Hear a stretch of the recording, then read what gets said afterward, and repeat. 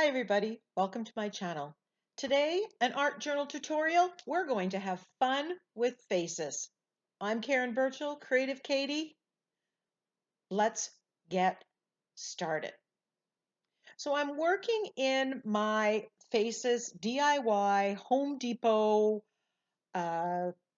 journal, a journal I created from a pamphlet from Home Depot, and I'll put a link to that video. I created this background when I did this other girl at the same time, and I'm going to give you a very quick recap, but I'll link to that video if you want the step-by-step.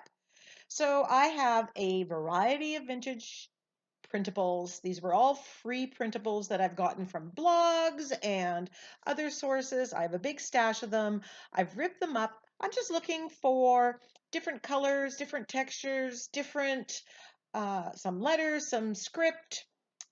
And once I have that dry arranged, I'm going to use my gel medium and glue it down.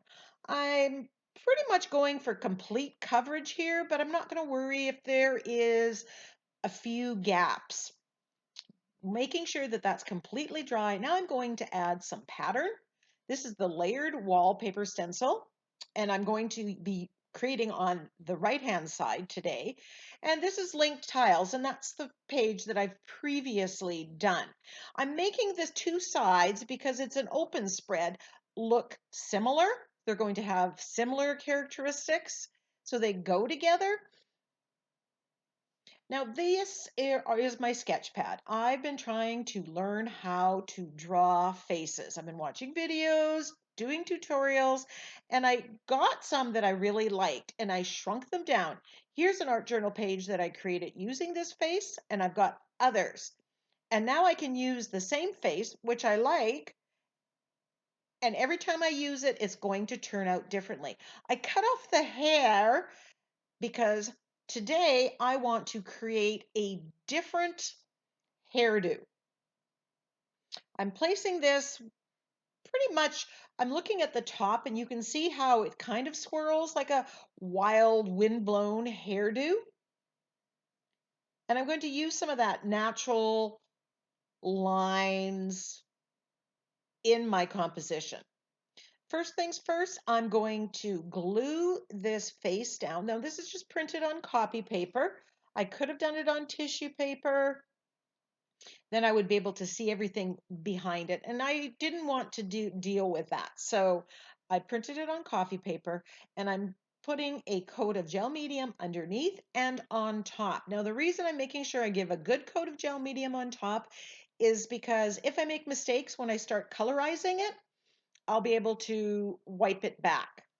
So here I'm following the lines that are on the page that are made by the vintage printables that I've glued down. I'm using a Stabilo all pencil.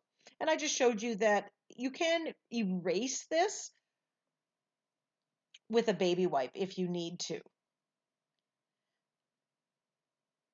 I'm using the Stabilo all pencil because when I go to paint this, I'm not worried that that's going to distort the colors that I'm going to have. In fact, I'm hoping that it's going to add some depth or some shading to the hair. I want some wild flowing hair. That's something I need to work on. But here's the thing. As I watch videos, I learn certain things. Then I go and I attempt to do some of it, then it's like, oh, I don't know how to do this. So the next time I go watch somebody else's videos on how to draw faces or how to paint those faces, I'm going to hone in on those aspects of the video. It's just a cycle of learning. You're not going to learn everything from watching a video once. I'm using 3 colors in her hair. I'm using orange, alizarin crimson, and quinacridone magenta, and I'm mixing them on the brush. I have them on my glass palette, and then I'm just dabbing into that and painting. Now my hope here is that one, the Stabilo oil pencil reactivates and gives some shading and depth to the hair. 2, I want to see and all the texture and the pattern that I put into this background. And I am seeing that. Now, these colors aren't opaque colors. They are more translucent, which means you can see what's behind them. Other paints might block out more of the background. I'm wiping back some of the paint just to make sure that I can see it, and I'm adding a little bit of more orange. I don't want this hair to look one tone, which is why I've mixed 3 tones in together. I'm wiping off some of the hair, some of the color that I have here that it just didn't quite look right to me.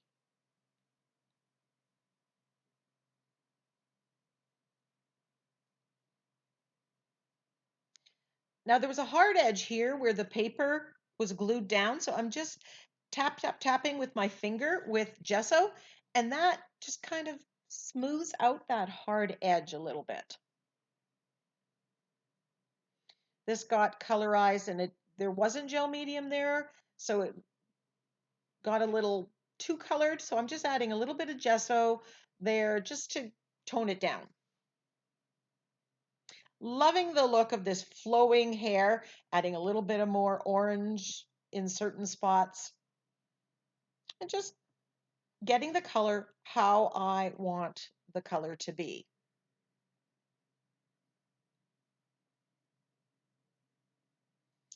You can see the vintage printables, the script, the numbers. You can see the pattern that I've stenciled on here. Now, I'm rubbing alcohol on this paper towel, and I'm rubbing some of the paint off on the area that I used I stamped with thick gesso with that DIY sink liner. And that's just allowing that texture to show itself a little bit more.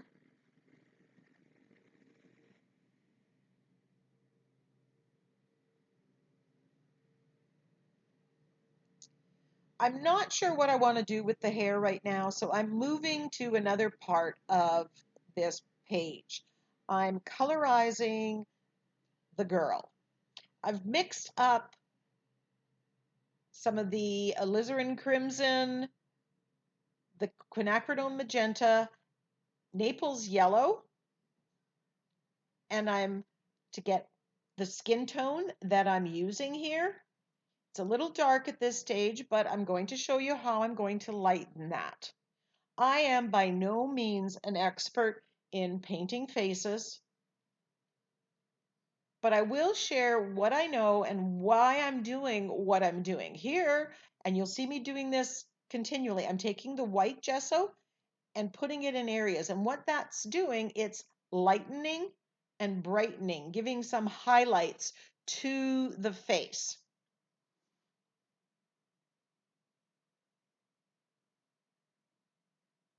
As I said, I'm no expert in colorizing faces, painting faces, shading. I'm very much a learner. But it is getting easier. The more faces I do, the easier it gets. You just have to be willing to be bad at something. So you can see where I've added white gesso, it's brighter.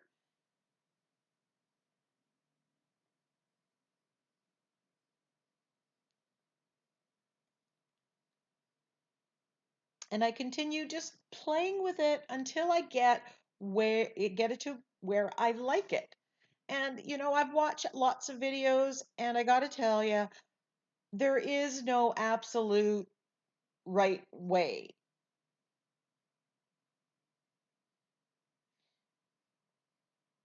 Everybody does it a little bit differently. All the girls look a little different. The one that I did using the same face, the shading and the colorizing of it look extremely different than this one. And that's why you can use the same face and you're going to end up with different results. I'm painting the lips. I'm using alizarin crimson, which is in the hair.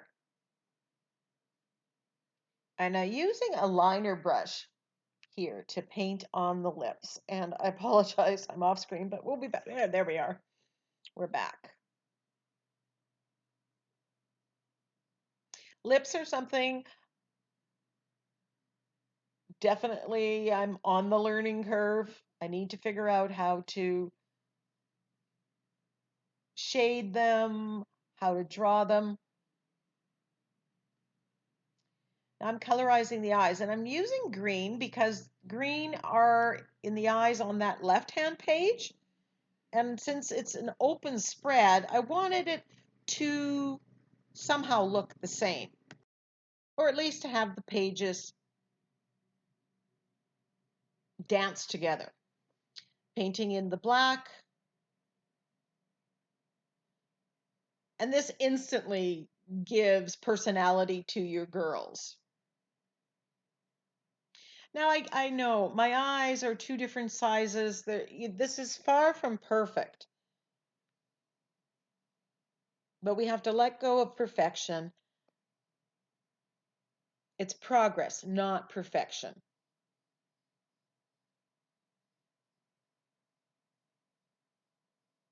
And adding whites to the eyes, this always makes a big difference.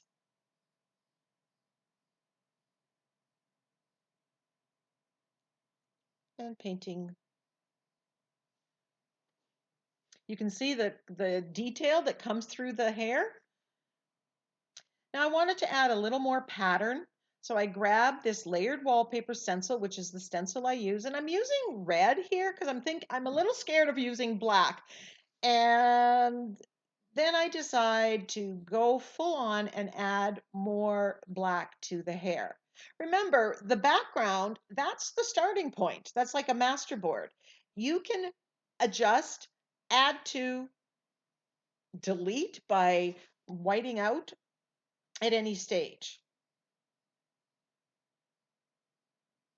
And while it's hard for you to maybe see the red, it is noticeable in the final piece. And here I'm really loving this look.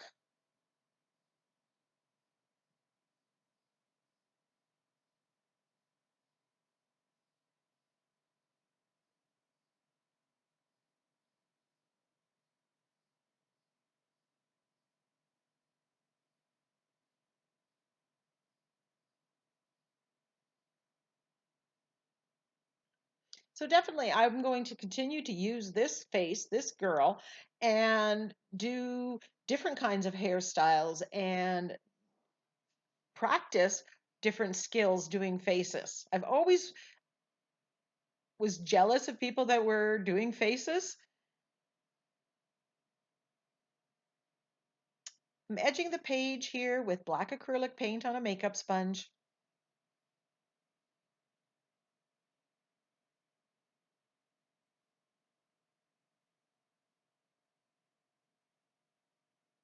I kind of wish I had taken this girl and had the hair going over 2 pages. So it was a double spread with one girl. Now that I have the idea, I have a plan for another project, either a larger journal page or a double spread.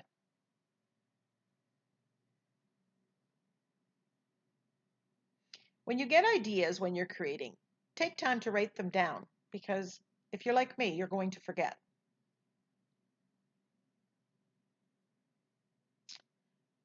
I have some stenciling on the forehead of the girl. I do take some gesso and I white that out. But right now I'm going to add some detail to the hair. And I have this dragonfly stamp, which I used on a recent project. I'm stamping into white acrylic paint and stamping on the hair. And I love how this makes it look. The white kind of corresponds with the white or the light in the background. And I'm masking off an area so it doesn't go on the face. This gives, I think, the dragonfly, it has movement it adds movement to the hair. It lightens it. If you don't have a dragonfly stamp, you could use a flower stamp or a swirl stamp or any kind of stamp. I'm shading the girl. I'm using the floating acrylic technique and black acrylic paint.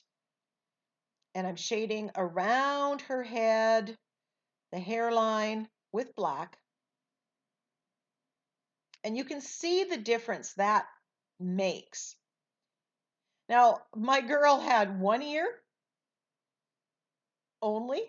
So I ended up painting over that ear and I got rid of one of them. So that it's like they're both kind of not there. Now I'm shading and adding some hair, some details. Again, this is an area I need to improve on, and I will.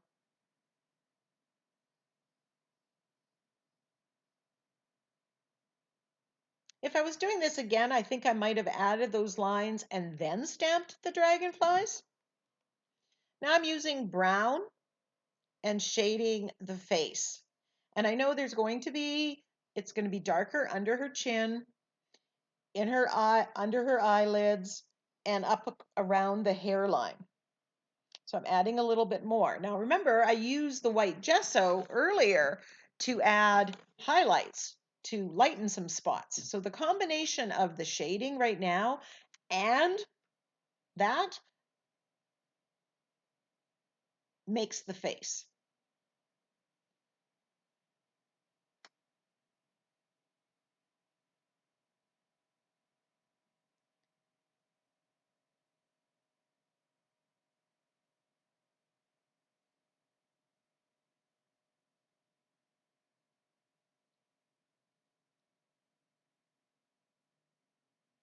You just go back and forth, add a little bit more, add a little bit more, stop, look at it, take a picture of it.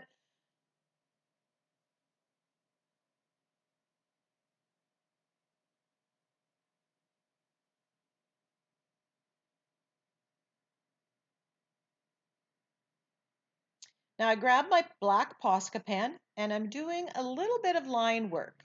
I'm not even doing solid lines, there's just a little bit, but it does make a huge difference, just adding that little bit of black on top. Of course, I'm making sure that everything's dry underneath, especially around the eyes, the eyebrows, and eyelashes.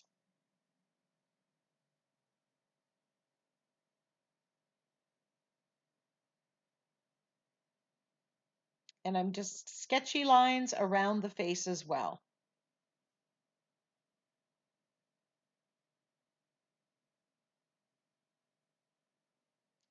Then I'm just adding a few more lines to the hair, the swoop of the hair. I do end up adding some highlights. I go with a little bit of white later that didn't get on camera, and that added a lot to the hair. But I know in my next video that I'll be watching, I'll be seeing how, or paying attention to how they do the hair, how they get the lines.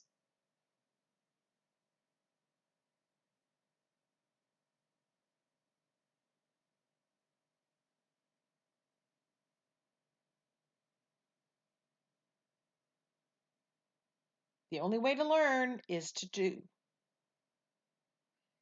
Posca pen, it's permanent when dry, but if you put it down and it doesn't look good, you do have some chance to get it up if everything underneath is permanent. And in my case, I've only used acrylic paint, so it is. So I have this sentiment from sentiment pack number 3. And you don't have to use the whole of any sentiment. I'm only using the first part.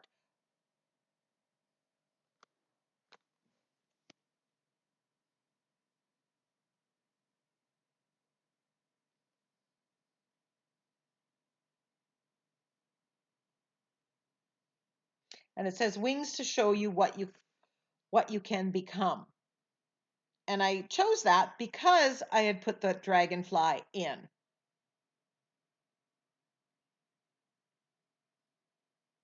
Now I cut it out. I had a smaller one and it just didn't have enough presence on the page. So I put it on the printer and I blew it up. And with my sentiments, you can take them and you can shrink them down to make them the size for an ATC. You can blow them up for larger art journal pages or for a different effect.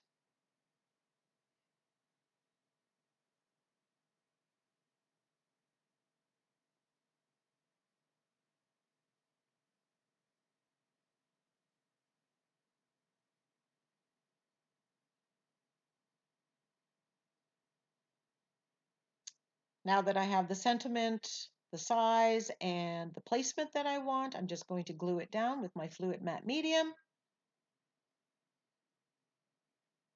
Links to my sentiment packs is in the description box, as well as any of the stamps and stencils that I can find links to. Thank you so much for shopping at any of my affiliate links, NinnysNapkins, Amazon, and the TCW Shopify store. Taking the Posca pen and outlining the sentiment here. Just seems to finish it off a little bit. I'm putting a paper over top of the face and I'm splattering with gold. I don't want gold on the face, so that's why I've covered it up. A piece of scrap paper.